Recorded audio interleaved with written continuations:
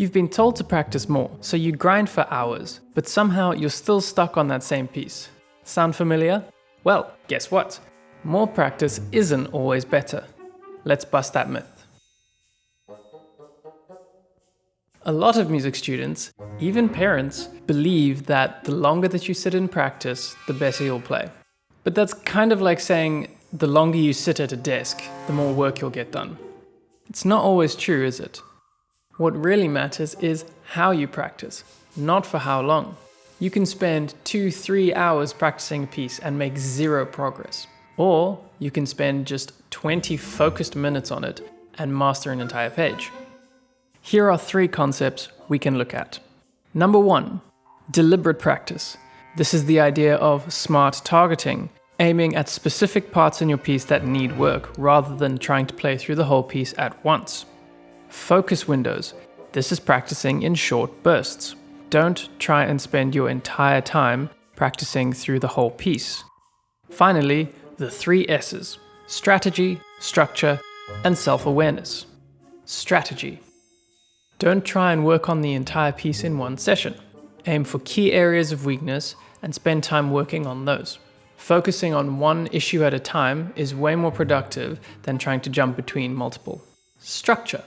Instead of going randomly between all these different areas, set them up in a structure. And finally, self-awareness. This is the ability to be conscious and aware of your own practice. This is super important to helping you improve and get better as a musician. Things that you can do to improve self-awareness. You can record yourself. Sometimes we don't hear our mistakes when trying to play. So it's helpful to record yourself and listen back later. It's a lot easier to be critical after the fact. You can take a video. As cringy as it is to watch yourself perform, it's very informative. Not only are you hearing what you're playing and how you're sounding, you can also see your posture, you can see your hand position, and you can very quickly see if any other mistakes are creeping in. Let me show you an example of what I mean. So here's an example of what I used to do back in the day when I was practicing scales. I had the goal of trying to get them really fast and really clean, and so I used to go to the piano, put on a metronome, and have a go. This is what it sounded like.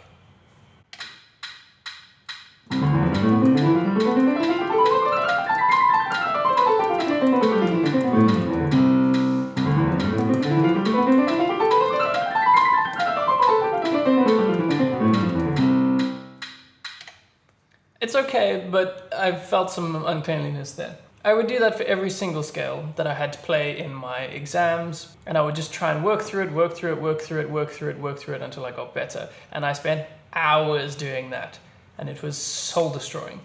Once I was in college, I started doing something else, and I affectionately call it the suicide technique. It is still quite brute forcey, but it's better than that. And basically what I did is, using my 3 S's, I had a strategy, I had a structure, and I had self-awareness. So my strategy was, okay, I wanted to get my scales really, really fast, but I couldn't do the whole thing all at once. So I broke it down into smaller little sections of 9 notes.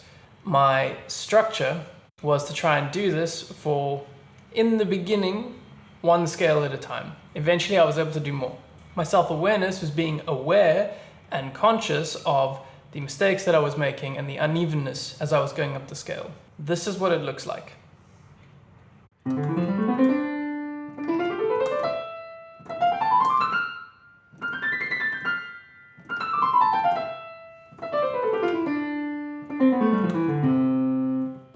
Okay, not bad.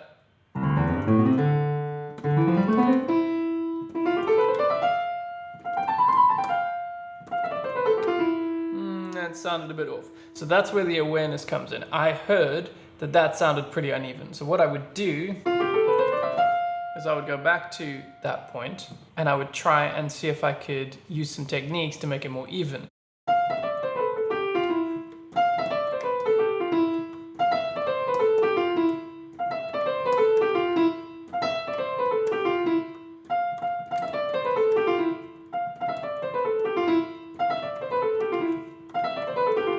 It's a bit better.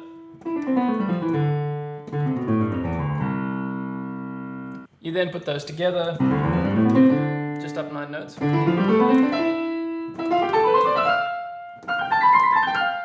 Still a bit off.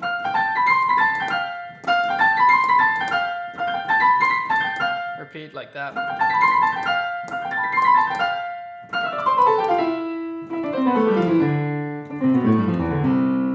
And so on and so forth. You then stack them, so let's do 9s and 9s.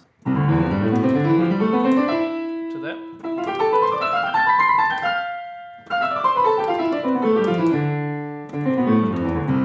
Not my cleanest, but if I was being well behaved, I would spend more time practicing that. Now when I practice that with the metronome,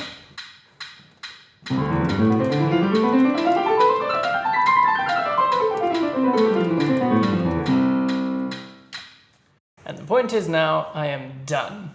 That was a good 5 minutes just doing that one scale, as opposed to trying to play through it really fast in one go and doing that for every single scale until I got it right.